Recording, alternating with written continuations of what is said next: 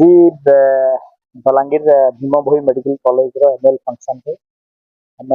समस्त student union रो दु जण हमर अंकित आ सूरज जन को अनेक अनेक शुभेच्छा दोनों प्रेसिडेंट सेक्रेटरी सहित बलांगीर मेडिकल कॉलेज रो उत्तरोत्तर उन्नति ପାଇଁ ଆମେ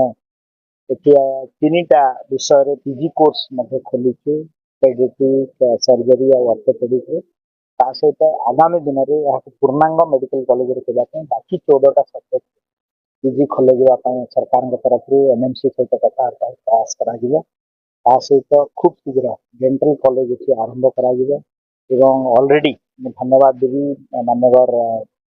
मुख्यमंत्री मोहन चरण मांझी जी को ओडिशा प्रदेश जो एठी आम एक कैंपस रे नर्सिंग कॉलेज फाउंडेशन दे सारी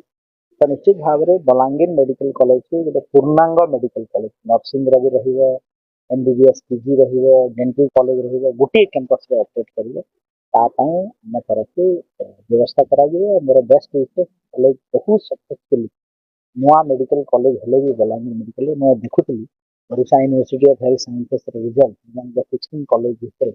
जे बलांगीर मेडिकल कॉलेज एते बाधा विघ्न भितर पिला बहुत बढ़िया पाठ पढ़ुछन